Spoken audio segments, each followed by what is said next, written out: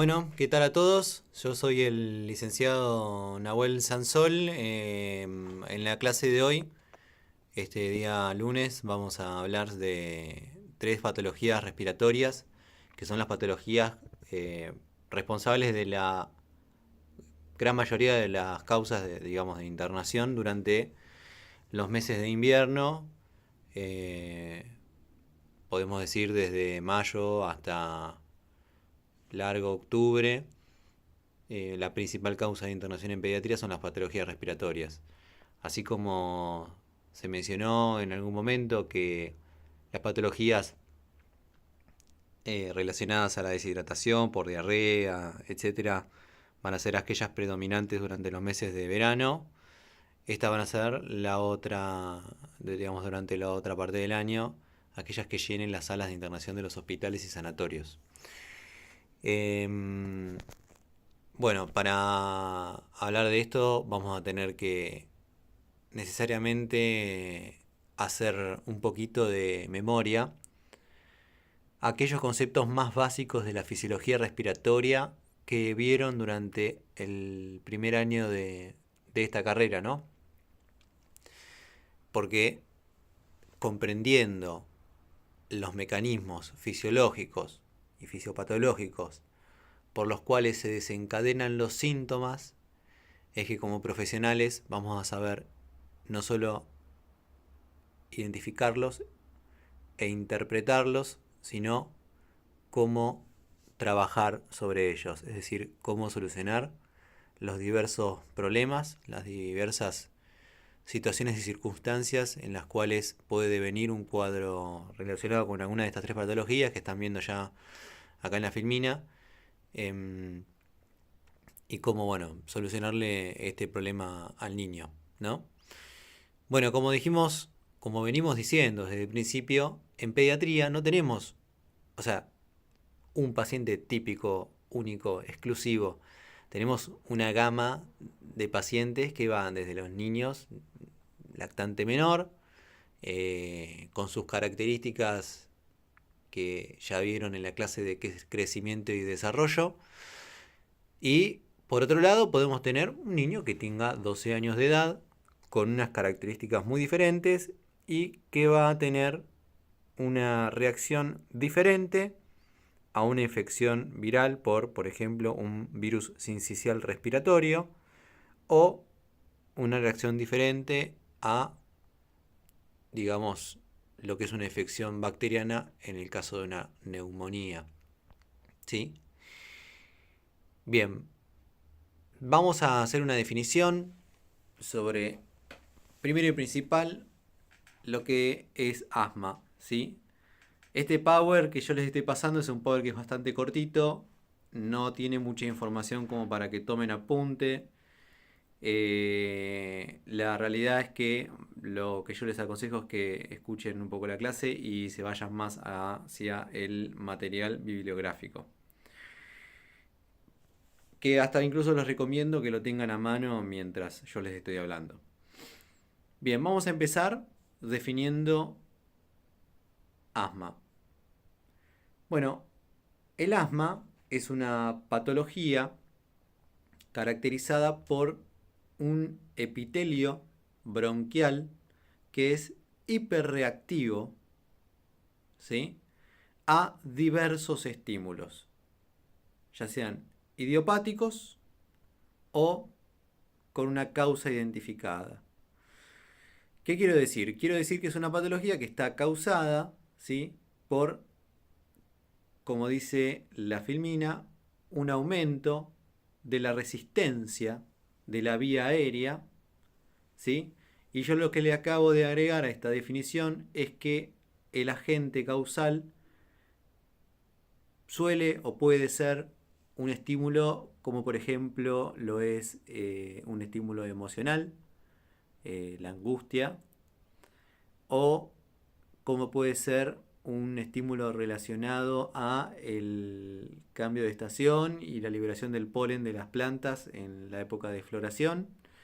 Eh, y bueno, de ahí etcétera, etcétera, etcétera. Exposición a químicos, etcétera.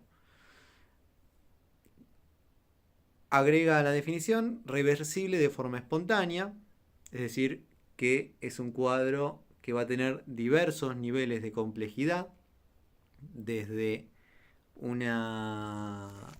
cuadro caracterizado por una crisis leve, que puede llevar a resolverse de manera espontánea, o reversible con medicación, y esto también va a estar relacionado con la gravedad del cuadro, desde la administración de broncodilatadores hasta la administración de corticoides por vía endovenosa.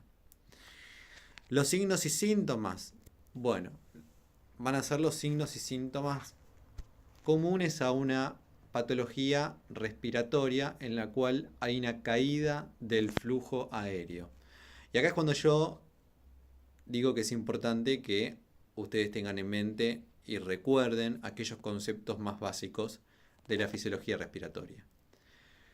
A mí en esta clase lo que originalmente me gusta hacer es ir charlando con ustedes, algo que hoy no puedo hacer, sobre los distintos síntomas y cómo les parece a ustedes que se van desencadenando.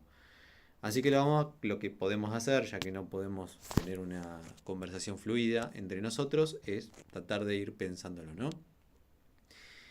Bien, en primer lugar estamos diciendo que es una patología en la cual hay un motivo causal, ¿sí? Digamos, la causa del problema, más allá de que haya un estímulo o no, es la caída, ¿sí?, del volumen corriente por este aumento de la resistencia aérea, ¿sí? De algún modo nos hace recordar, o a ustedes les va a hacer recordar, a lo que fue lo que estudiaron quizás en el adulto en el EPOC, ¿no? En este caso hay no solo, hay un aumento de la resistencia, una disminución del calibre y un aumento de las secreciones y su espesamiento, que dificultan el pasaje del aire y disminuyen el volumen corriente o volumen tidal. ¿Qué es esto del volumen corriente? El volumen corriente es la cantidad de volumen de aire que ingresa, y va a ser la misma cantidad que va a egresar en condiciones normales, de los pulmones durante un ciclo respiratorio. Esta cantidad se calcula en función del peso del niño. Esto no es necesario que sepan calcular el volumen tidal normal de un paciente, pero sepan que una vez que cae este volumen, el primer mecanismo de compensación que se va a activar va a ser la taquipnea, que es decir, a expensas, en realidad no a expensas, ¿no?, a causa de la caída del volumen corriente, se compensa aumentando la frecuencia para preservar lo que llamábamos volumen minuto. ¿Qué es el volumen minuto? La cantidad de aire que mueve el pulmón en un minuto. Es decir, si empiezo a mover menos en cada ciclo, aumento la cantidad de ciclos para preservar en un minuto la cantidad de aire que se mueve. Es un mecanismo de defensa que tiene el organismo y va a ser siempre el primer mecanismo de defensa que se va a desencadenar en el caso de cualquier patología respiratoria. Ven ahí que se repite en los tres cuadros, ¿sí? Muy bien. A causa del espesamiento de las secreciones y de lo que ya estamos diciendo, va a haber un fenómeno, se va a desarrollar un fenómeno que es el atrapamiento aéreo, ¿sí? Las secreciones espesas generan como una especie de mecanismo de válvula por medio del cual el aire se va atrapando en los alvéolos y le resulta difícil egresar, no así como ingresar. Entonces, acá la placa muestra, digamos, las costillas más bien aplanadas. Se puede ocultar la expiración prolongada, ¿sí? Y otro fenómeno va a ser el tiraje. Bien, ¿por qué se va a dar el tiraje? El tiraje se va a dar, entonces, el tiraje, primero que nada recuerden que el tiraje es aquella manifestación clínica que se da cuando el paciente hace esfuerzo con distintos músculos de la caja torácica para hacer que el aire entre al pulmón, ¿sí? Cuando hay una restricción del aire, ¿sí? Disminuye lo que se llama compliance de la caja torácica, es decir, la capacidad de distensión de la caja torácica por esta hiperreactividad. El cuerpo reacciona intentando aumentar ese volumen corriente que se ve afectado, aumentarlo por medio de hacer fuerza con los músculos de la caja torácica para abrir los pulmones, ¿sí? Se va a poder ocultar sibilancias, ¿sí? Las sibilancias son un sonido, una especie de, vale la redundancia, ¿no? Una especie de silbido que se oculta durante el momento de la expiración, ¿sí?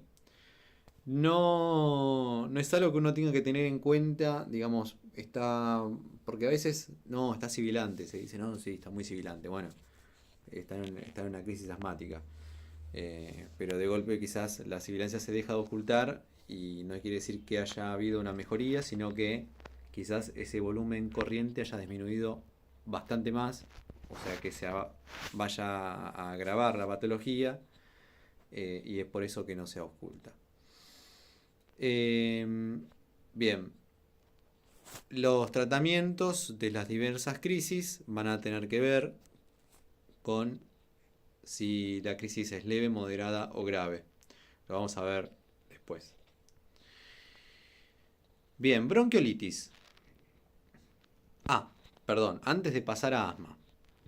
De asma a bronquiolitis. El asma es una patología diagnosticable a partir de los 5 años de edad, ¿sí?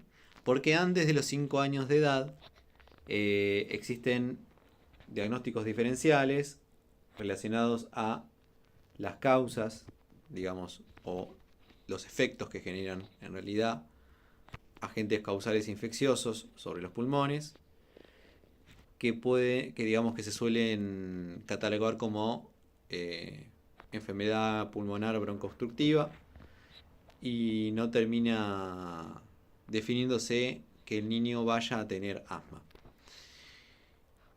El asma es una patología que puede ser hereditaria. Acá, digamos, juega mucho si la madre ha tenido asma durante su adolescencia o si sigue siendo asmática.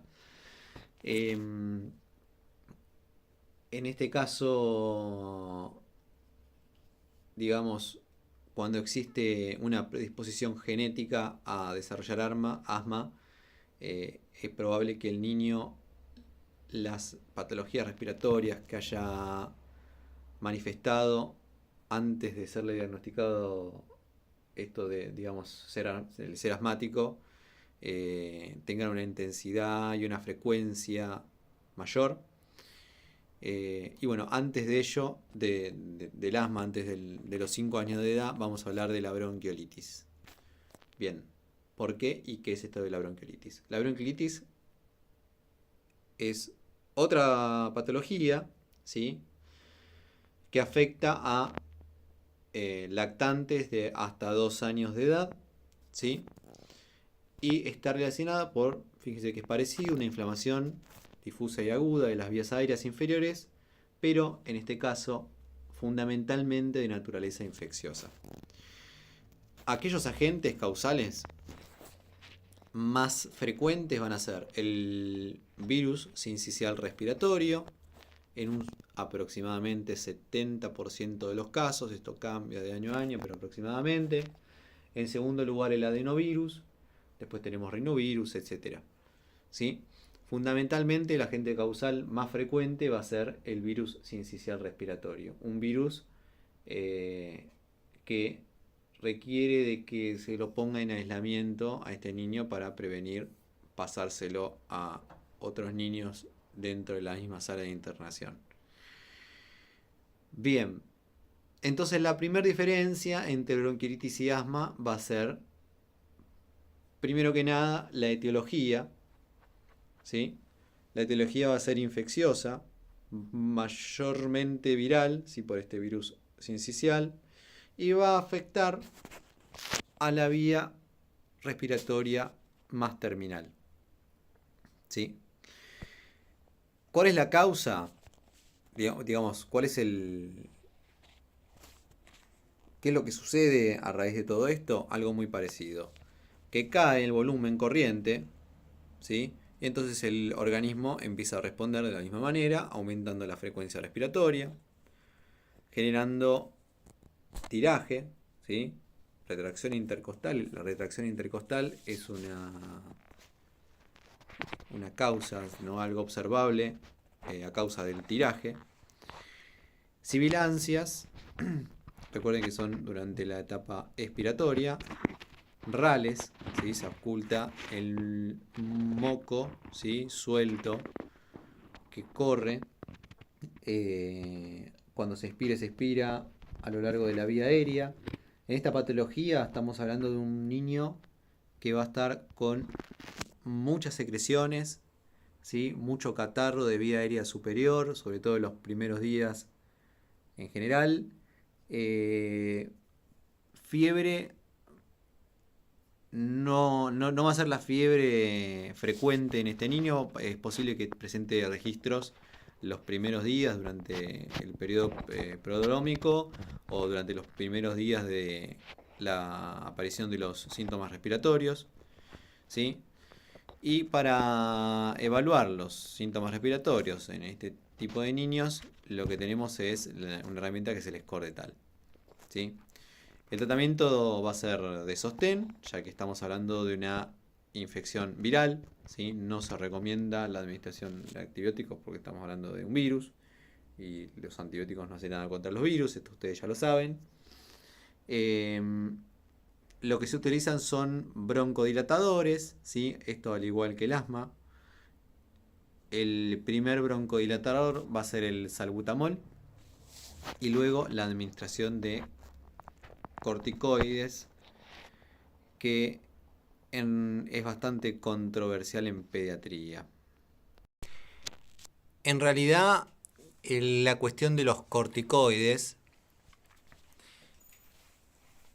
es un tratamiento que se suele, digamos, utilizar en pacientes con bronquiolitis. Recordemos que la bronquiolitis se diagnostica, es una patología diagnosticable desde el nacimiento hasta los 2 años de vida, ¿sí? Se suelen, digamos, o se solían administrar por este riesgo a que el niño pudiera estar portando algún factor genético, ¿no?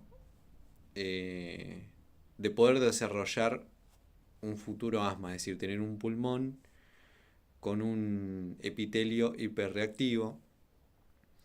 Dentro del tratamiento del asma, después vamos a hablar un poco mejor de los tratamientos, está la administración de corticoides, ¿no? En función de la intensidad de la crisis, la vía de administración del corticoide elegido en el caso del asma, pero en el caso de la bronquiolitis no es así. En el caso de la bronquiolitis lo que utilizamos son broncodilatadores y después tratamiento fundamentalmente de sostén.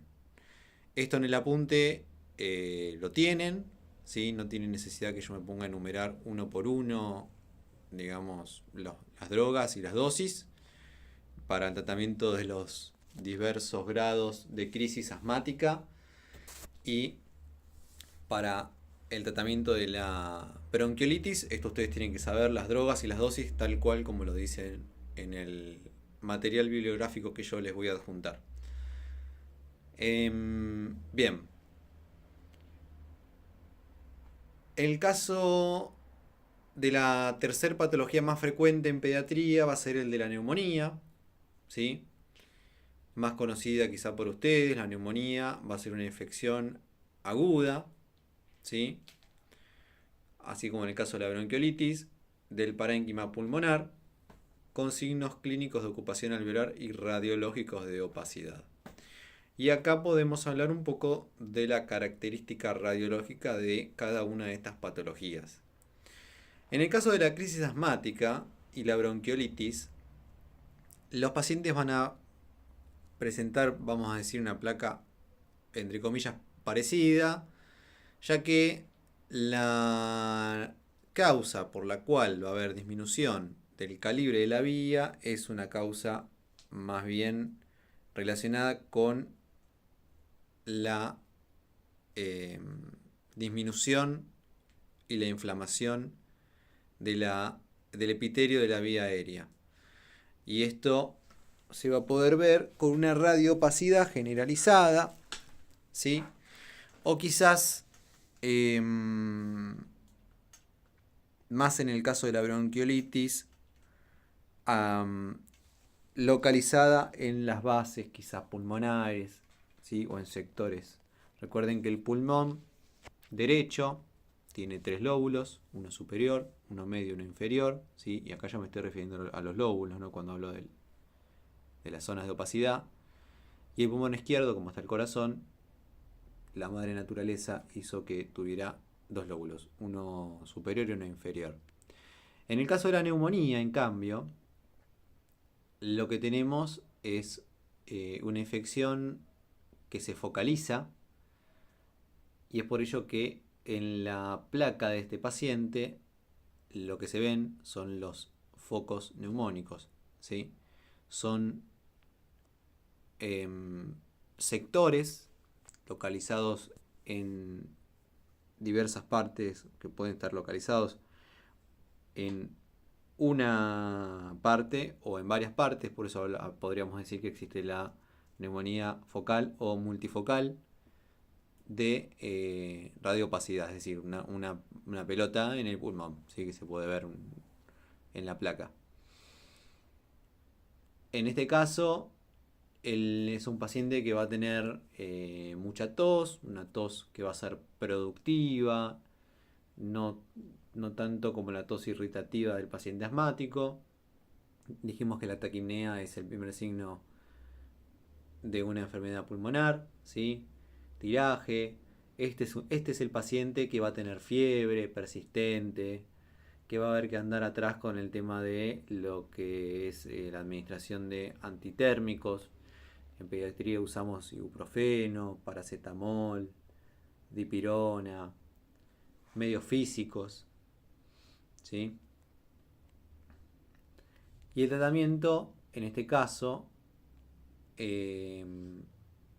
va a ser fundamentalmente antibiótico. La mayoría de las neumonías acaban siendo virales, pero se asumen bacterianas hasta que se demuestre lo contrario, por el riesgo que reviste una neumonía bacteriana, que es mayor. Muy bien. Y antes de cerrar con esto de la fisiopatología de estos 3 cuadros, quiero aclarar que en el caso del tratamiento de la bronquiolitis, la administración de corticoides y de antibióticos por el riesgo del diagnóstico diferencial de una infección bacteriana, ¿no? Siempre que haya una posibilidad o una certeza de que el paciente está cursando un cuadro compatible con bronquiolitis, son desaconsejados, porque terminan teniendo menos, o sea, terminan generando más problemas que soluciones. Esto fue estudiado en diversos ensayos clínicos que, bueno, están incluidos en el material bibliográfico, se hace una mención. Bien. Acá les muestro esto que yo les comenté del Escordetal, que es una tabla que permite evaluar la gravedad de la patología respiratoria en el paciente pediátrico, ¿sí? Tenemos un puntaje, ¿sí? Cuanto mayor es el puntaje, mayor es la complejidad y la gravedad del paciente, ¿sí? Bueno, ven que una de las variables es la frecuencia respiratoria, ¿sí? Y bueno, en pediatría, cuando ustedes vayan a hacer la parte práctica, cuando se habiliten las prácticas, nosotros les vamos a dar unas tablas con los signos vitales que no van a ser los mismos. Es decir, la frecuencia respiratoria de un recién nacido está alrededor de las 40, 50 respiraciones por minuto, ¿no? Y la frecuencia respiratoria de un lactante de 2 años de edad está alrededor de las 20 respiraciones por minuto. Fíjense qué variación, ¿no? Que presenta un niño a una edad y a otra edad. Entonces, por esto es que se hace una diferencia entre la frecuencia respiratoria a grandes rasgos, ¿no? A muy grandes rasgos, menor de 6 meses y el mayor de 6 meses. 0 puntos si se encuentra con una frecuencia respiratoria normal, ¿sí? Si no hay presencia de sibilancias, ¿sí? Si no existe presencia de cianosis y si no hay signos de dificultad respiratoria. Uy, se me fue. Ahí está. Después, un punto se va a adjudicar en el caso de presentar una leve taquipnea en función de la frecuencia. Unas sibilancias al final de la aspiración, solo audibles con estetoscopio, ¿sí? Cianosis perioral o solo durante el llanto y una leve retracción sifoidea, ¿sí? 2 puntos en el caso de que aumenten estos síntomas. Acá ven que las sibilancias son inspiratorias y expiratorias, audibles con estetoscopio. Cianosis perioral en reposo y mayor esfuerzo respiratorio, ¿sí? Y bueno, ya en el peor de los casos, tenemos el paciente con bastante taquipneico, con sibilancias audibles ya sin ni siquiera con el estetoscopio, cianosis generalizada, si este paciente que es cianótico, muy taquipneico, haciendo mucho esfuerzo respiratorio, es un paciente que es grave y es para empezar a considerar la posibilidad de una internación en terapia intensiva. Bien, acá tenemos otra tablita, ¿sí? En la cual podemos observar, otra vez se me fue, ahí está, la presencia de los diversos signos y síntomas que nos van a dar la pauta de que este paciente está entrando en un nivel de dificultad respiratoria mayor, ¿sí? Acá se evalúan la sibilancia, cianosis, frecuencia y por otro lado los valores del laboratorio, ¿sí? La presión de oxígeno, dióxido de carbono y el pH, ¿sí? La acidosis respiratoria. Esto ya lo estuvieron en fisiología. Muy bien. Ahora sí. Tratamiento. El tratamiento de sostén va a estar básicamente abocado a lo que no es etiológico, ¿no? Es decir, estos niños, recuerden que el niño tiene una proporción de líquidos mayor a la del adulto y es muy fácil que se deshidrate. Imagínense estar respirando, o sea, este niño que está respirando a 60 respiraciones por minuto con taquipnea, con esfuerzo, ¿sí? Enseguida se va a deshidratar. Por un lado eso y por otro lado es que como la vía respiratoria está comunicada con la vía por la cual nos alimentamos, ¿no? En la boca, el organismo siempre prioriza el respirar que el comer. Entonces, este niño va a rechazar el alimento, ¿sí? El lactante no se va a poder prender al pecho por estar ocupado en respirar. Por eso es que la hidratación es fundamental, ¿sí? Cuando lean en el apunte van a ver que la crisis asmática en la crisis asmática grave se suspende la vía oral, por ejemplo, y lo que se hace es directamente la administración de fluidos por vía parenteral. ¿Sí? Por un lado, para no complicar el cuadro, ¿sí? Y por otro lado, para mantener a este niño hidratado y de ese modo evitar sumar deshidratación a la crisis, ¿sí? Por insuficiencia respiratoria. Por eso la hidratación y la alimentación es muy importante. Ahora, esto va a estar relacionado, como les acabo de decir, al grado de la dificultad respiratoria. Es decir, un niño que tiene una disnea leve, que se le coloca una cánula nasal de oxígeno con un flujo relativamente bajo y normosatura, bueno, se le puede ofrecer el pecho y se lo puede evaluar, ¿sí? Y va a ser parte de nuestra anamnesis diaria el interrogar a la madre y charlar acerca de si considera que el niño se está alimentando bien, si vacía ambos pechos, si toma con la frecuencia habitual, ¿sí? Si no deja el pecho frecuentemente para respirar, ¿sí? Etcétera, etcétera. Y valorar los signos de hidratación. Esto lo vieron en la clase pasada.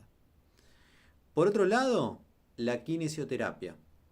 Acá tenemos la posibilidad de acudir a la ayuda de un profesional, que es el licenciado en kinesiología, que está muy capacitado para el tratamiento, fundamentalmente en pediatría, de los niños con dificultad respiratoria y fundamentalmente a los niños que tienen aumento de secreciones en la vía aérea y les cuesta expulsarla.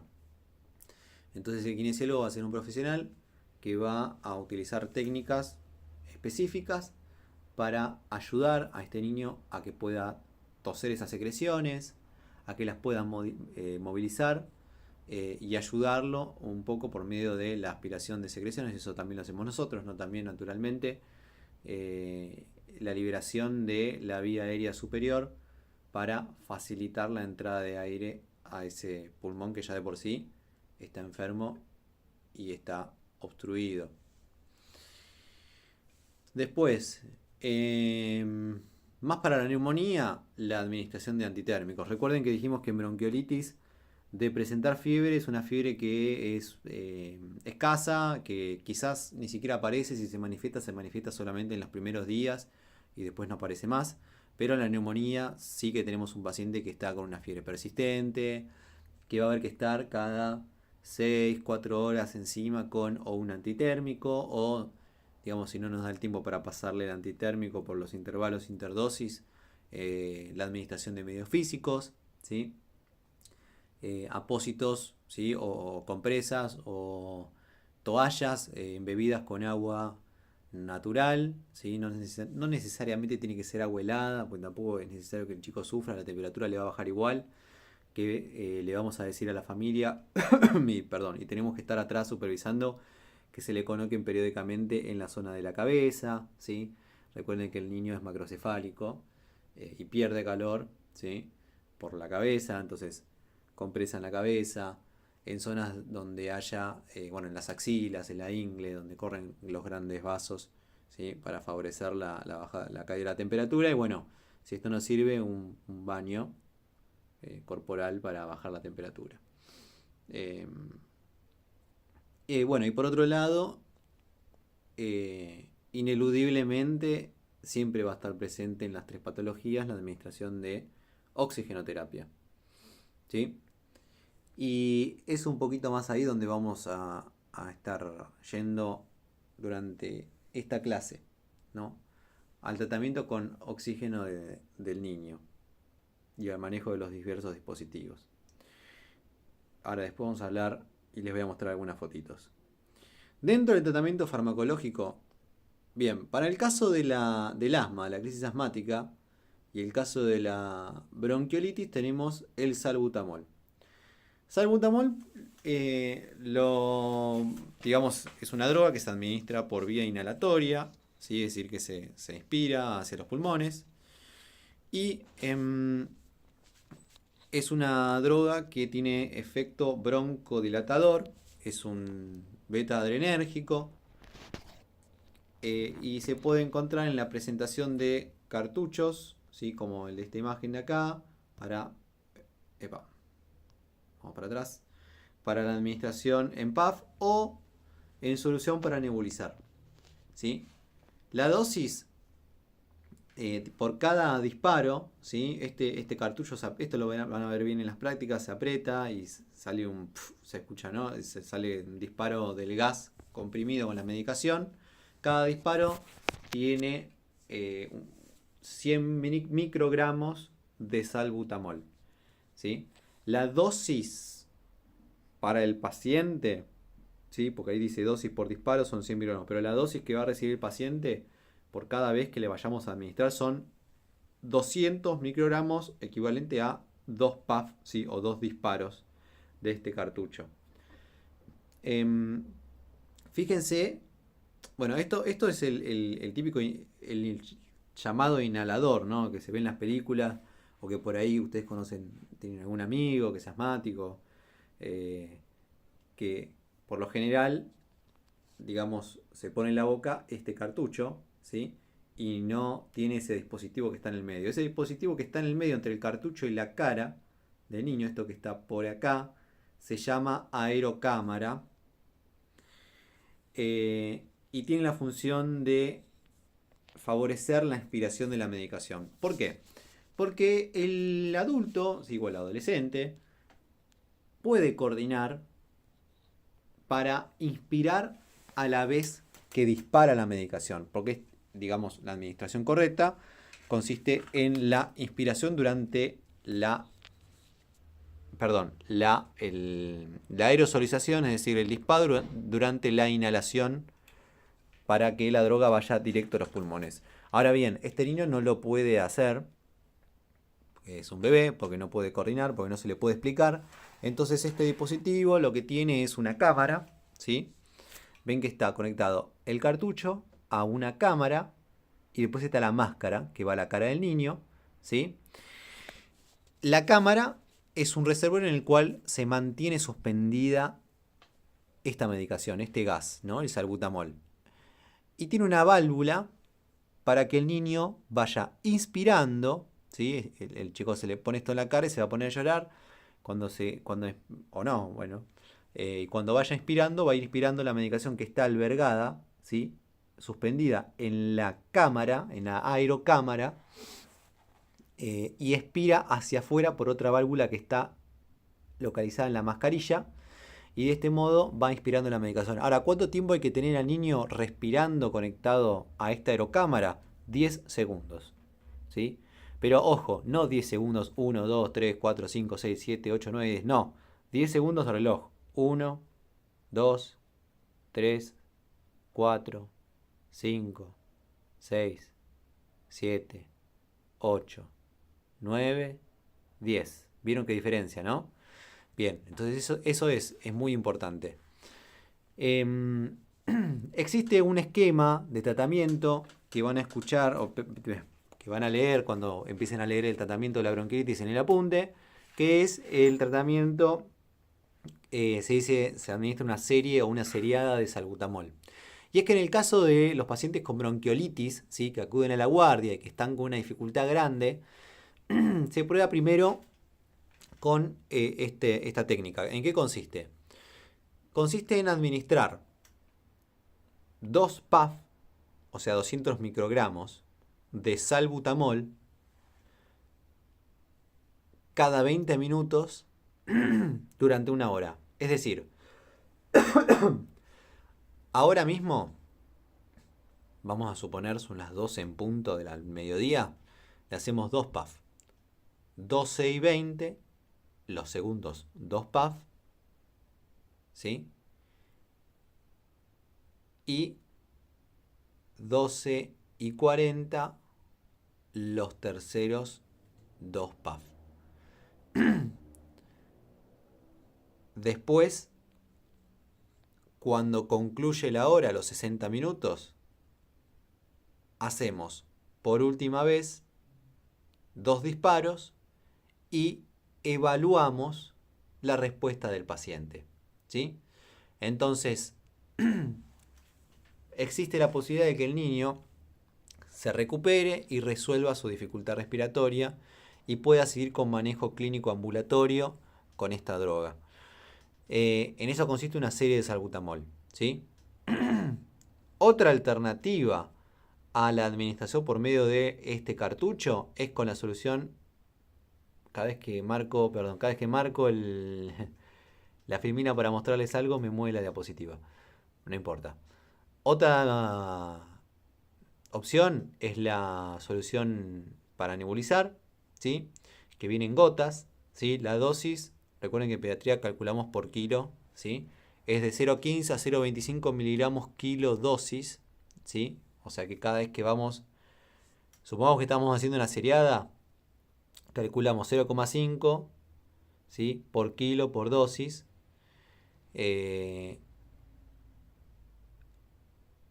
Que más o menos es media a una gota por kilo, ¿sí? Media gota, la verdad que es incalculable. Es una gota, lo que uno suele hacer es una gota por kilo. Y después esto se coloca en el, ¿vieron? Bueno, en la máscara de nebulizar. Se coloca en el reservorio de la máscara de nebulizar y se le agregan 3-4 centímetros de solución fisiológica. Se conecta al aire comprimido y esto se tiene que poner aproximadamente alrededor de entre 3 y 5 litros de flujo de aire comprimido para que empiece a formarse la nube, ¿sí? Y el paciente empieza a nebulizar y reciba la droga. Hasta que se termine la medicación en el compartimento de la máscara para nebulizar. Entonces, tenemos la opción de universal, ¿no?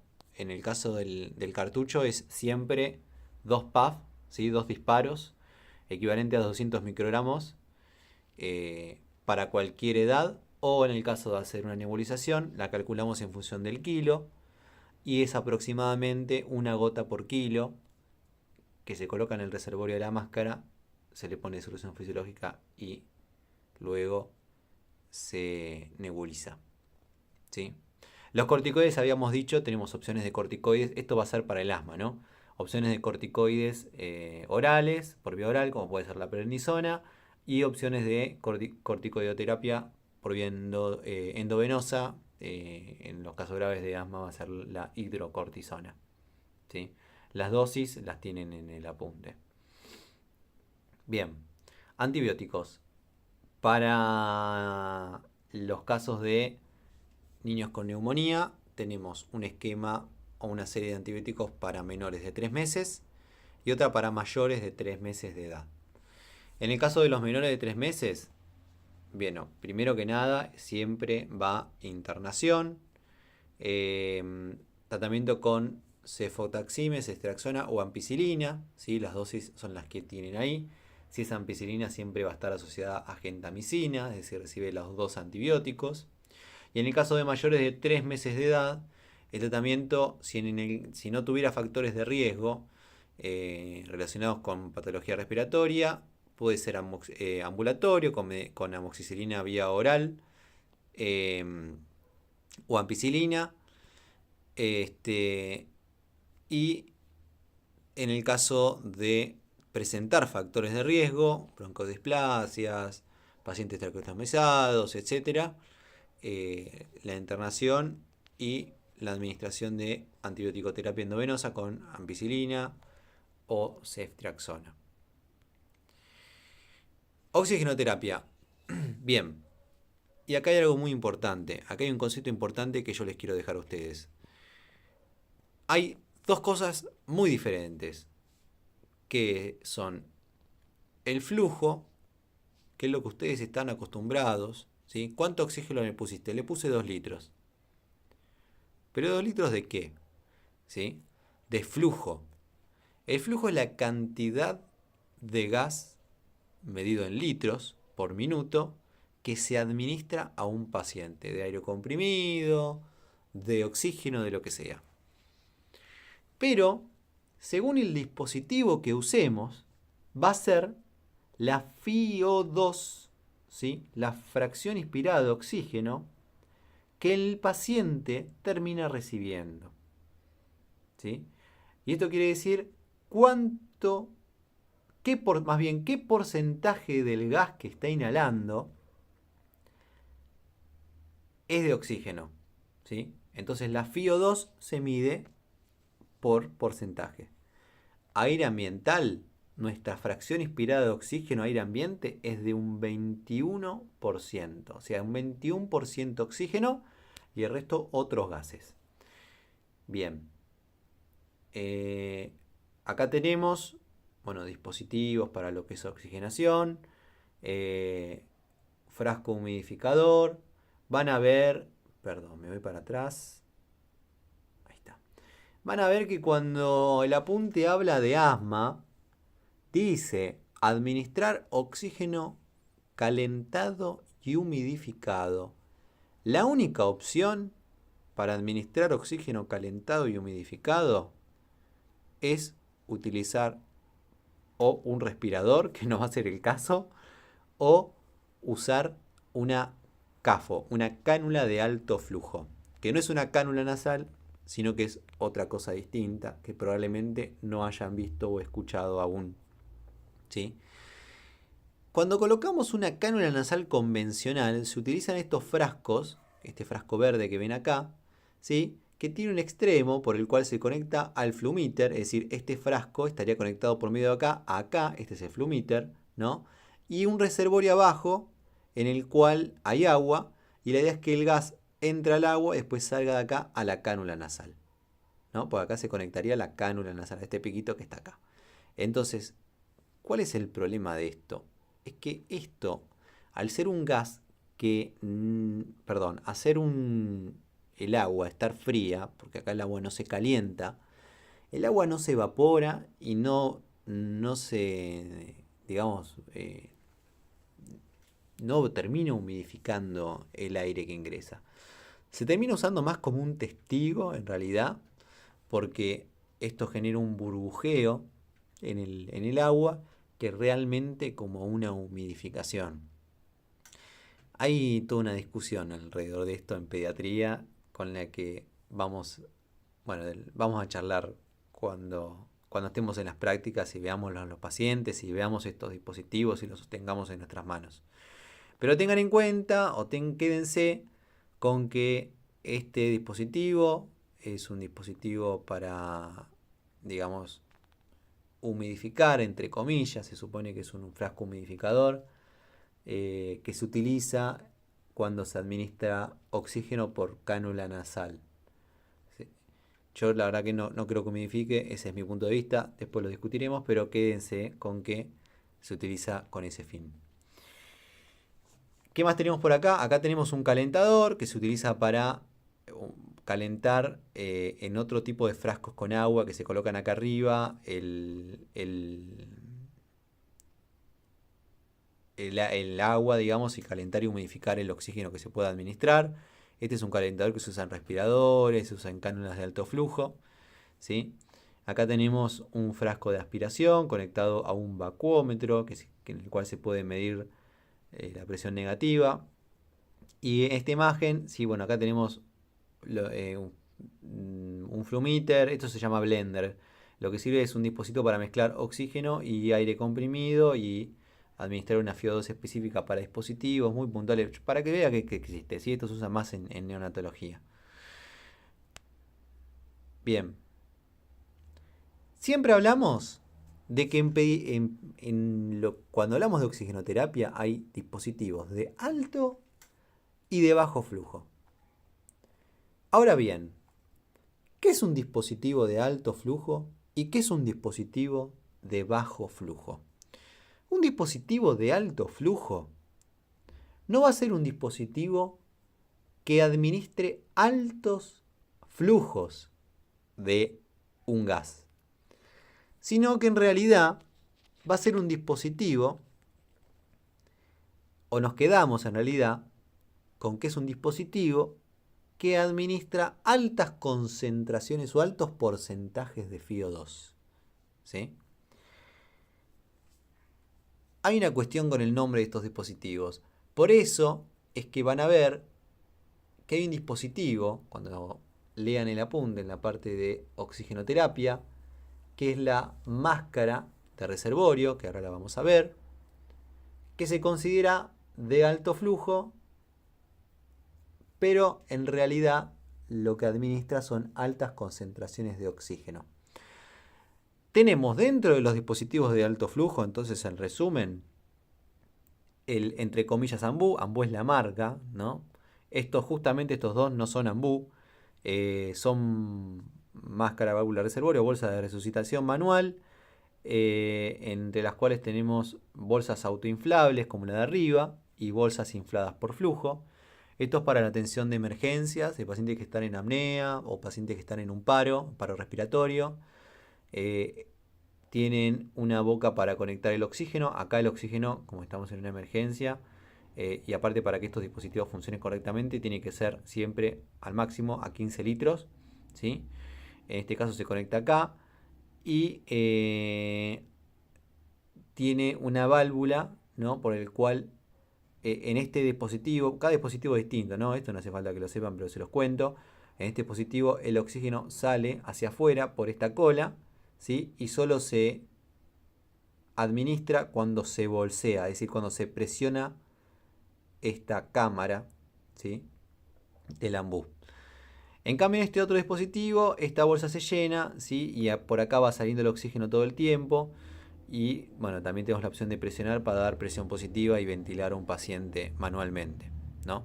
Ahí a la derecha tienen un breve esquema de su funcionamiento, ¿sí? De cómo se conecta el dispositivo a la fuente de oxígeno. Y en ambos casos están dando una FiO2 cercana al 100%. La FiO2 que administra un dispositivo va a estar relacionada fundamentalmente no al litraje, no a los litros por minuto, sino a la mezcla del oxígeno con el aire ambiente.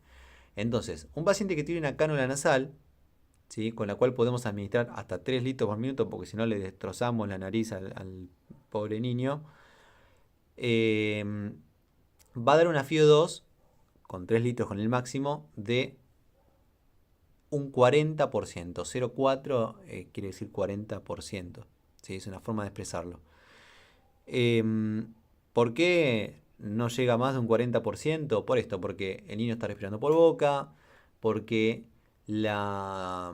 digamos, el niño ingresa aire por el costado, digamos, de las cánulas, porque la cánula no ocupa toda la narina, entonces ingresa aire por los costados. En el caso de la máscara facial, una máscara simple, ¿no? Una máscara de nebulizar, la que ven ustedes en los hospitales, se utilizan de 6 a 10 litros por minuto para poder obtener una FiO2 de 30 a 55%, 0,3 a 0,55. Y después de los dispositivos de alto flujo que yo les mencionaba recién, tenemos por un lado están las máscaras de resucitación que ya vimos. Por otro lado, la máscara con reservorios. La máscara de resucitación no está en esta filmina, ¿no? Pero está en la que vimos recién. La máscara con reservorio, que es la que yo les mencioné. Ahora les voy a mostrar una foto que siempre tiene que administrarse oxígeno a por lo menos 10 litros por minuto para administrar una FiO2 de 0,6 a 0,95, es decir, de un 60 a un 95%. Una máscara de Venturi, ¿sí? Que tiene una característica particular. Ahora vamos a ver en la filmina correspondiente. Tiene unos adaptadores que permiten administrar en función del litraje y el adaptador que esté conectado una FiO2 que va desde un 30% hasta un 50%. Hay adaptadores que llegan hasta el 70% también. Y el halo cefálico, que es algo utilizado en neo, que es para 7 litros por minuto o más, que administra una FiO2 de 1, quiere decir del 100%. Bueno, esto es de la máscara de Venturi. La máscara de Venturi es como una máscara de nebulizar, a ver si tengo alguna foto, no. Como una máscara de nebulizar, pero que en la parte de abajo, en donde iría el reservorio donde cual se coloca la solución para nebulizar, se coloca este adaptador, ¿sí? No es que es una máscara de nebulizar, es una máscara distinta, pero que tiene esta conexión para conectar un adaptador de estos. Ven que vienen con colores distintos, ¿sí? Y en realidad los colores no son universales. Cada fabricante le pone el color que quiere. La verdad que esto es un problema, tendría que estar unificado, pero bueno.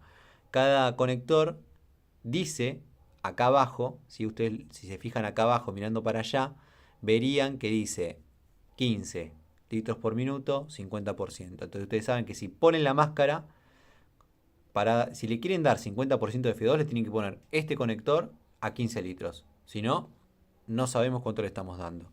Si yo le quiero dar 40% de FIO2, como si fuese una cánula nasal a 3 litros, entonces le pongo este rosadito, ¿sí? Que este fabricante hizo que sea rosadito, y lo pongo, como dice, bueno, acá lo dice en la misma valvulita, a 15 litros por minuto y daría un 40% de FIO2. Entonces yo si pongo este conector a 15 litros, le estoy dando una FIO2 de 40%. Y si yo le quiero dar una administración muy chiquitita, muy chiquitita, muy chiquitita, muy poquito de oxígeno, ¿sí? Pongo este conector, se me fue otra vez, a 3 litros y le estaría dando una 24% de FIO2. ¿Sí? Ven que los conectores, ¿sí?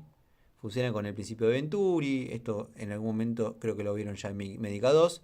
Tienen como una boca que es más chiquitita, ¿sí? Se va agrandando para administrar mayor porcentaje de oxígeno en la mezcla del gas que inspira el paciente. Estas son las máscaras por reservorio. Son unas máscaras, ¿sí? Similares a la máscara de nebulizar, pero que en la parte inferior, en vez de tener los conectores como la máscara de Venturi o reservorio para nebulizar, tienen una bolsa que se infla, ¿sí? Esta bolsa se tiene que inflar. Eso quiere decir que el paciente va a respirar el oxígeno de la bolsa, ¿no? O sea, si uno lo pone, conecta este dispositivo. Recuerden que este dispositivo es como que por lo menos a 10 litros por minuto. Y lo pone a menos de 10, la bolsa no se va a inflar, el paciente no le sirve el dispositivo. Entonces tiene que estar más de 10 litros por minuto. Acá se alberga en este reservorio el oxígeno, ¿sí? Este dispositivo parece que es para dar FIO2 cercanas al 100%. Entonces el paciente inhala el contenido de la bolsa y cuando exhala, como se ve acá, exhala por esta válvula de la máscara y se va hacia afuera, ¿sí? Todo el dióxido de carbono. De ese modo el dióxido de carbono no reingresaría a esta bolsa y no lo reinhalaría el paciente. Bien, tenemos dos modos, dos modalidades. Esta de acá, que es de reinhalación parcial, porque estas ventanitas permiten que reinhale algo del aire ambiental, además del contenido de la bolsa. Y estas que son para mayor administración de FIO2, en las cuales está esta válvula, ¿sí? Que no permite que se inhale el aire ambiental, pero sí permiten que se exhale el aire de los pulmones hacia el ambiente. Y por este motivo es que administra mayor porcentaje de FIO2. Por lo general, a veces el fabricante en la máscara incluye la válvula que uno puede poner y sacar a gusto y necesidad del paciente. Bien, acá tenemos otra imagen, ¿sí? Con y sin esta válvula, digamos de reinhalación parcial y de no reinhalación. Cuando hablamos de reinhalación estamos hablando de la reinhalación del aire ambiental, ¿sí? Bueno, y vemos el funcionamiento de este dispositivo. Muy bien. Acá vemos algunas fotos. Acá a la izquierda tenemos el halo cefálico, que es este dispositivo utilizado en NEO, ¿sí? Acá un calentador y humidificador conectado.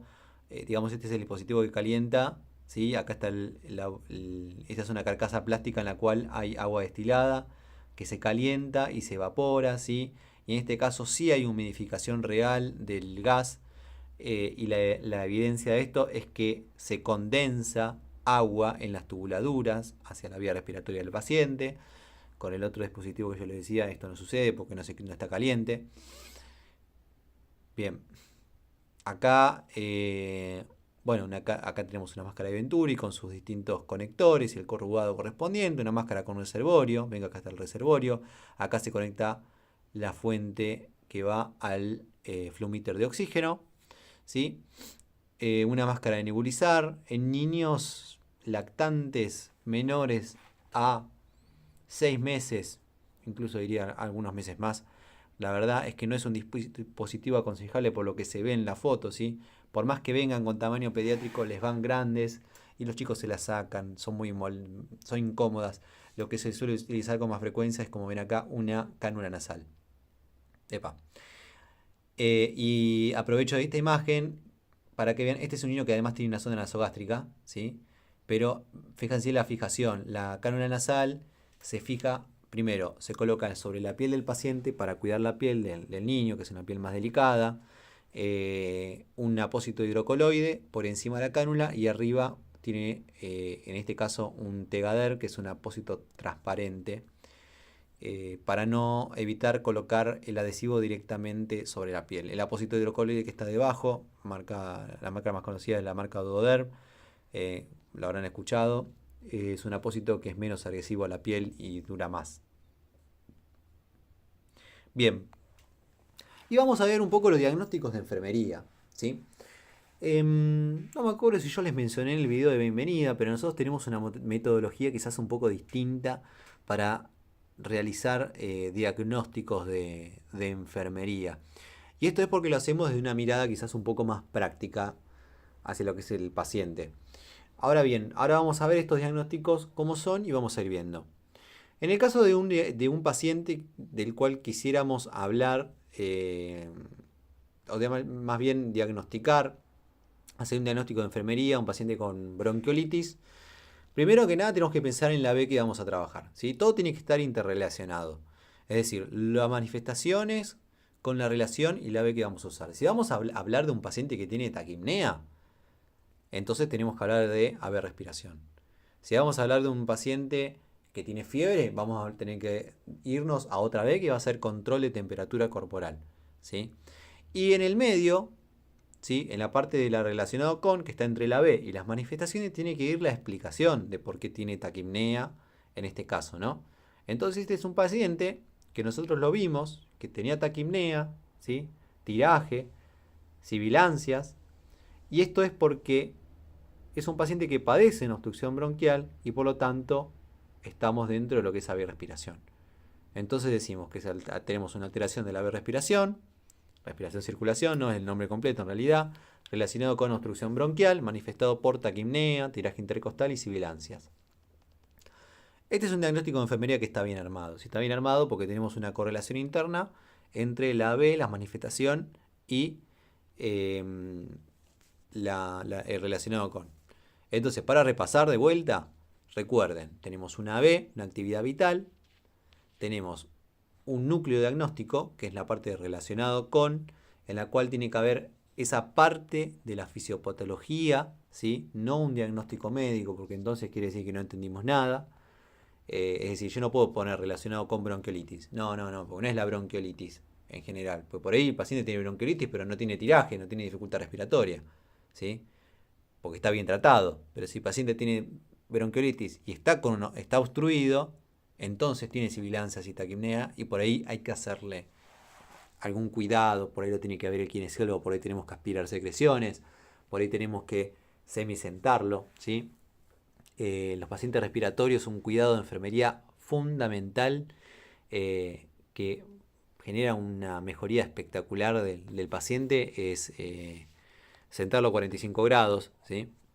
Esto favorece la expansión torácica y aumenta la compliance de la caja, aumenta el volumen corriente, ¿sí? Porque se expande la caja torácica. Entonces, pensemos un poco en eso, ¿sí? En poner siempre en el relacionado con una parte de la fisiopatología que esté causando las manifestaciones. Objetivo, bueno, podríamos poner esto de restablecer el patrón respiratorio, es decir, recuperar una frecuencia normal, que desaparezca la dificultad, las sibilancias, ¿no? Y dentro de los cuidados de enfermería podríamos hablar, bueno, siempre está control de signos vitales, ¿no? La verdad que está bien, hay que decirlo, pero bueno, ya sabemos que hay que hacerlo también, ¿no? Si me lo ponen, a mí me gusta que me hablen de enfocado a qué, ¿no? En este caso, bueno, ¿a qué sería? A el control de la frecuencia respiratoria y de la saturación de oxígeno. Dentro de los controles al paciente pediátrico, no vamos a estar todo el tiempo controlándole la presión. Si a los chicos no le tomamos la presión, por lo general, se les toma el ingreso y se les toma si tienen alguna cardiopatía o si tienen alguna patología específica, como no sé, están deshidratados y queremos ver la presión para ver que no estén hipotensos porque estén muy deshidratados, bueno. Pero a un paciente que es respiratorio no se le toma todo el tiempo. Pero sí se le toma todo el tiempo a todos los pacientes pediátricos la saturación de oxígeno. Entonces, dentro del control de signos vitales de un paciente pediátrico tenemos la frecuencia cardíaca, respiratoria, temperatura y saturación de oxígeno. Siempre. Por otro lado, valoración del patrón respiratorio. Cómo está respirando, si está haciendo esfuerzo, si no está haciendo esfuerzo, si está taquipneico. Dentro de lo que es patrón respiratorio, tiraje, no hay tiraje, qué tipo de tiraje hay, si hay retracción sifoide o no, ¿sí? Si hay aleteo nasal. El aleteo nasal en pediatría es un signo de gravedad, ¿sí? Y representa el último esfuerzo de la fisiología de nuestro organismo por disminuir la resistencia de la vía aérea superior a la entrada de aire. Entonces es como para tener en cuenta si es que está o no. Después, por otro lado, administrar oxígeno según la necesidad del paciente, siempre charlando con el médico tratante. Si el paciente está con todo este cuadro, bueno, a ver, ¿cuál es la causa? Por ahí está faltando un poquito más de oxígeno, por ahí progresó un poquito la enfermedad y hay que darle un poco más de este oxígeno para evitar que el paciente se agote. Bueno, mantener al paciente en posición semi-Fowler, ¿sí? Por todo lo que yo les explicaba recién. Realizar la administración de medicación en tiempo y forma, ¿no? Si es necesario administrar una dosis extra de salbutamol, administrarla, ¿sí? Tengan en cuenta que el salbutamol, como es un adrenérgico, el efecto principal es la broncodilatación, ¿no? Pero como toda droga, tiene un efecto secundario no deseado y en este caso el más común es el aumento de la frecuencia cardíaca. Entonces, si a este niño le hacemos la seriada y enseguida le vamos a tomar la frecuencia, los signos vitales, tengan en consideración que puede estar un poco más taquicárdico por causa del salbutamol. En general la taquicardia no es algo que persiste durante horas, sino que dura unos minutos y se va. Entonces podemos volver a controlarlo al ratito y ver cómo está esa frecuencia y nos vamos a dar cuenta si es efecto del salbutamol o es porque realmente sigue taquicárdico. Realizar nebulizaciones. Bien, ¿se acuerdan que nosotros dijimos que el salbutamol viene tanto para administrar como cartuchos, digamos, con el tema de la aerocámara, etcétera, o para nebulizar? Bueno, en el caso de la nebulización tenemos la posibilidad de administrar de esta manera el salbutamol de un modo que va a contribuir a fluidificar las secreciones de la vía respiratoria y de la vía aérea superior y de esta manera contribuir a que el niño tenga más facilidad para expulsarla por medio de la tos o diversos mecanismos, digamos, de defensa de nuestro organismo. Entonces, la nebulización va a ser una estrategia eficaz para aquellos niños que tengan mucho catarro de vía superior, muchas secreciones o secreciones muy espesas y queramos ayudarlo a respirar mejor. Y valorar entrada de aire, EAB es entrada de aire bilateral, la auscultación, ¿no? Fundamental, porque estamos hablando de un paciente que tiene una patología que está relacionada con, digamos, la obstrucción, entonces más vale dentro de los controles escuchar con el estetoscopio esos pulmones. Desde ya les digo que la frecuencia respiratoria en pediatría se tiene que tomar sí o sí con el estetoscopio apoyado, estetoscopio apoyado en el pulmón, porque la idea es también valorar la entrada de aire, ¿sí? Y vamos a escuchar, esto también lo vamos a aprender en las prácticas, los distintos campos pulmonares, ¿sí? Los vértices, las bases. Entonces, esto es importante para valorar los ruidos respiratorios. Acá hago un paréntesis.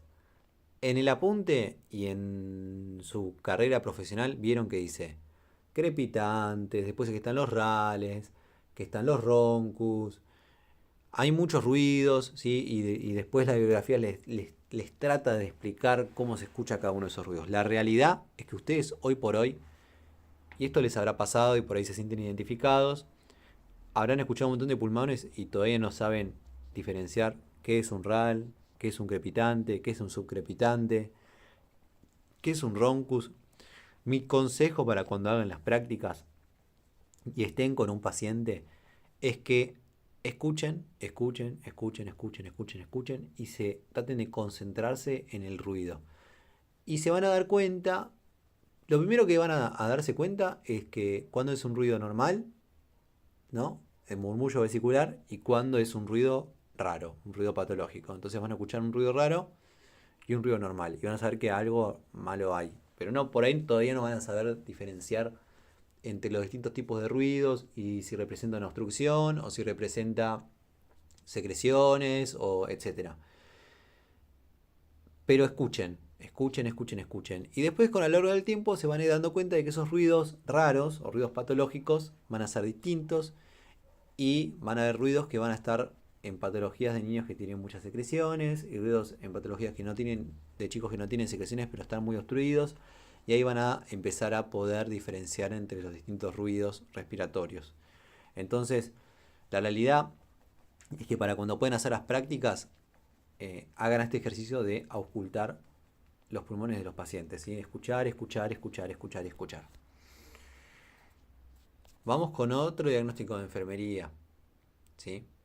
La alimentación, fundamental. ¿Por qué? Porque el niño que tiene problemas para respirar, recuerden que respira, ¿sí? Por donde come. Entonces tiene que dejar de respirar para comer.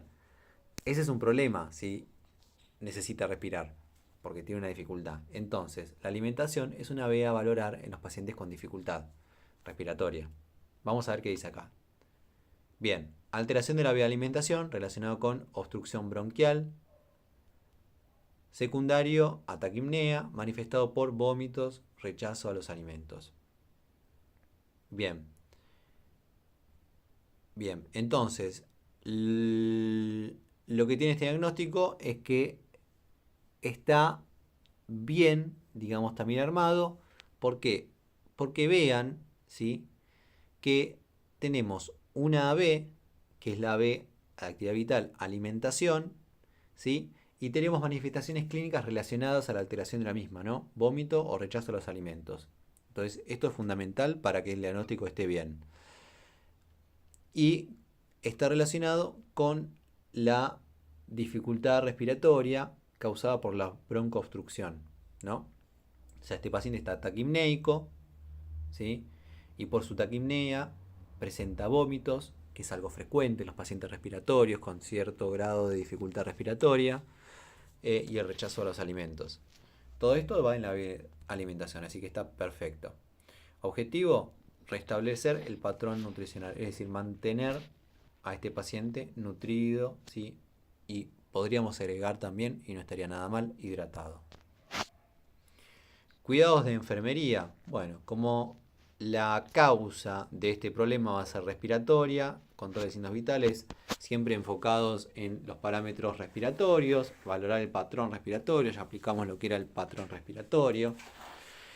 Mantener la lactancia materna siempre que se pueda y en frecuencias respiratorias menores a 60 por minuto según la edad, ¿no? Esto en realidad depende de la edad. Este pavo no lo hice yo, pero bueno, esto depende un poco de la edad. Si un paciente está con una taquipnea muy marcada, muy por encima de los límites basales de su frecuencia respiratoria acorde a su edad, ¿sí? Decíamos que un paciente de 2 años más o menos tiene una frecuencia respiratoria de 20 respiraciones por minuto. Bueno, si ese paciente está con 40 respiraciones por minuto, bueno, ahí paramos con alimentación por vía oral y vamos a otra alternativa, como puede ser una sonda nasogástrica para Gavage. Bueno, ya si tiene 2 años va a ser para una gastroclisis o directamente alimentación parenteral no, hidratación parenteral con un plan de hidratación hasta que el paciente se recupere y pueda en un horizonte cercano empezar a alimentarse nuevamente. Fraccionar la alimentación, ¿sí? Una buena estrategia para darle alimento a estos niños que les cuesta respirar y les cuesta comer es no darle de comer todo junto, sino ir de a poquito. ¿Por qué? Porque si llenamos la panza de un niño que está con una frecuencia respiratoria elevada y haciendo fuerza para respirar, es como que, no sé, ustedes se tomen una sopa, coman un montón, un plato de fideos entero y después se pongan a hacer abdominales, ¿sí? Y sí, les van a dar ganas de vomitar, entonces es lógico. Lo que tenemos que hacer es evitar que se llene tanto el estómago y fraccionar esta alimentación, ¿sí? Un poquito más. Entonces, mantenemos el volumen diario de leche, pero lo fraccionamos en mayor cantidad de tomas, ¿no? Por ejemplo, valorar el estado de hidratación, porque recordemos que estos pacientes tienden a la deshidratación porque rechazan y porque hay un aumento del consumo de las reservas energéticas y del consumo de agua, ¿sí? De líquido. Colocación de accesos vasculares, y en este caso en un paciente que tiene una taquipnea marcada y que ya está rechazando la alimentación, de seguro que sí, de seguro que sí. En paciente con crisis asmática ya va de cabeza un acceso venoso periférico por el riesgo a que progrese, y para poder valorar esto de la necesidad de la alimentación por vía, de la hidratación por vía parenteral. Administración de líquidos electrolitos por vía endovenosa, en el caso de ser necesario, y controlar ingresos y egresos. En pediatría medimos mililitro a mililitro los ingresos y los egresos de los pacientes que puedan estar deshidratados o que no se estén alimentando bien, por motivo que sea. Se pesan los pañales, ¿sí? Por lo general lo que hacemos es pesamos el pañal seco, ¿sí? Se le escribe el peso al pañal, se los da a la mamá y cuando la mamá nos vuelve a entregar lo pesamos de vuelta y le restamos el valor que está anotado sobre el pañal y sabemos cuánto orinó ese paciente o si fue de cuerpo cuánto hizo y vemos los egresos, ¿sí? Y los ingresos, lo mismo, se le pide a la mamá que vaya anotando en un papelito cuánto de leche le va dando con la hora, con el horario, y de este modo saber cuánto ingresó, ¿sí? Y de ese modo saber si el balance es positivo o si el balance es negativo. Después vamos a hablar un poquito más de esto en un taller de farmacología que vamos a ver después. Bien. Otro caso, dijimos algo, dentro de lo que es fiebre, un diagnóstico de riesgo de alteración de la termorregulación relacionado con infección respiratoria. Bien, acá lo que quiere decir el diagnóstico es que existe la posibilidad de que el paciente cursando por un paciente que está con neumonía tenga en algún momento fiebre y bueno, es el riesgo latente a que esto suceda. Realmente este tipo de diagnósticos de riesgo, la realidad no recomendamos mucho que ustedes los hagan porque consideramos que los niños ya de por sí van a tener suficientes problemas reales y no tanto de riesgo para trabajar sobre ellos. Entonces, la verdad que no me parece que están en el último punto de la lista, ¿no? El objetivo en este caso sería restablecer la termorregulación y la realidad es que me parece que el objetivo en este caso, ¿sí? Y lo aprovecho para que ustedes vean y entiendan, me parece que estaría mal, porque no es un paciente que está con fiebre, ¿sí? Si tuviese con fiebre entonces sería un diagnóstico real y hablaríamos de una manifestación clínica que sería la fiebre. La termorregulación no es algo que podamos manejar porque depende de la infección respiratoria, ¿sí? De la infección bacteriana, por ejemplo, de la neumonía. Pero bueno, supongamos que estos diagnósticos, de que estos cuidados estén relacionados a un niño que tiene realmente fiebre. Bueno, entonces en ese caso sí, control de signos vitales, de temperatura corporal, en el caso de que tuviera fiebre, ¿no? Colocaríamos medios físicos, admitiríamos el antitérmico que necesitara el paciente, que estuviese ya discutido y acordado con el médico, y valoraríamos las características de las secreciones. Bueno, esto la verdad que ya ustedes mismos creo que se dan cuenta conmigo que escapa un poco al centro del diagnóstico, ¿sí? El diagnóstico siempre tiene que tener un eje. Si el eje es la temperatura, entonces no nos vayamos de la temperatura. Ahora, si es el riesgo de algo, Entonces nos tenemos que mantener en cuidados que tienen que ver con prevenir el riesgo. En este caso, todos los cuidados son relacionados a una alteración real, o sea que ya estarían mal formulados este diagnóstico de enfermería. Entonces, ya de ahí en más nos vamos para otro. Vamos a ver este de acá. Alteración del haber sueño relacionado con obstrucción nasal manifestado por irritabilidad y cansancio. Bueno, esto puede ser, ¿sí? En este caso tenemos una alteración real y frecuente de los niños, ¿sí? A los niños siempre les cuesta dormir, aquellos que son padres saben de lo que estoy hablando, pero bueno, en el caso de estar en presencia de una enfermedad en la cual hay secreciones y dificultad para respirar, esto se exacerba un poquito más. Entonces, los cuidados del sueño son cuidados que son a considerar en estos niños. Objetivo, restablecer el patrón del sueño. Bueno, está bien. Hablamos con la madre, cómo duerme tu bebé, en qué horario duerme, lo ves que está durmiendo bien, notas que está descansando, que no puede descansar. Si duerme a la noche, bueno, entonces a la noche vamos a tratar de disminuir los estímulos, ¿sí? Agrupar los cuidados y los horarios de medicación para molestarlo o despertarlo la menor cantidad de veces posible, ¿sí? Dentro de lo que se puede. Si es un paciente que está grave y hay que andar controlándolo seguido, bueno, pasémosle la medicación cuando no entramos a controlar y tratemos de entrar lo menos posible. Fomentar cambios posturales frecuentes. Bueno, en realidad, digamos, en este caso, parecería que el niño es un niño que tiene mucha secreción, ¿sí? Podríamos, digamos, las manifestaciones tienen que ver con el sueño, ¿no? Irritabilidad y cansancio. La causa de que el niño no puede dormir es la obstrucción nasal, ¿sí? Quizá tiene secreción, entonces la permeabilidad de las narinas es importante, ¿sí? Porque imagínense, este niño que tiene catarro, que tiene muchas secreciones, tiene que estar tosiendo todo el tiempo y haciendo esfuerzo con la nariz para respirar. Si le liberamos esa carga, el niño va a poder relajarse y va a poder conciliar el sueño. Entonces, este diagnóstico de enfermería aboca a eso para, digamos, no salir del eje, que es el tema del sueño. Procurar un ambiente tranquilo, hablamos de eso, y valorar la tolerancia a los procedimientos. Bien. Otro diagnóstico de riesgo, en este caso vamos a ver, riesgo de alteración de la vida en entorno seguro relacionado con estancia hospitalaria. Bueno, siempre la estancia hospitalaria va a representar un riesgo para el paciente, ¿no? Un riesgo de millones de cosas, ¿no? Relacionados al tratamiento, a efectos adversos de la medicación, a infecciones nosocomiales, porque le lleguemos a algún bichito de algún vecino. Entonces, bueno, también creo que está como al final de la lista. Estos son cuidados que yo diría que son más bien estandarizados para cualquier paciente, no me parece que sea algo individualizado para algún niño en particular. Bueno, hasta acá llegamos en la clase de hoy. La verdad que es una clase extensa, no me quise extender más de lo que duró porque creo que estas clases online, al ser meramente una clase expositiva, hace que ustedes se dispersen mucho y por ahí les cueste mantener la atención. Entonces, por eso es que me fui más a la práctica y a charlar un poco de lo cotidiano y de los diagnósticos de enfermería y los dispositivos de oxígeno, porque creo que si yo me pongo a hablar de la fisiopatología del asma, la bronquiolitis, la neumonía, que la pueden leer y que quizás es más ameno para ustedes leerla del apunte, los voy a marear y no van a entender, y por ahí es más rico que yo les hable de dispositivos de oxígeno y de diagnósticos de enfermería.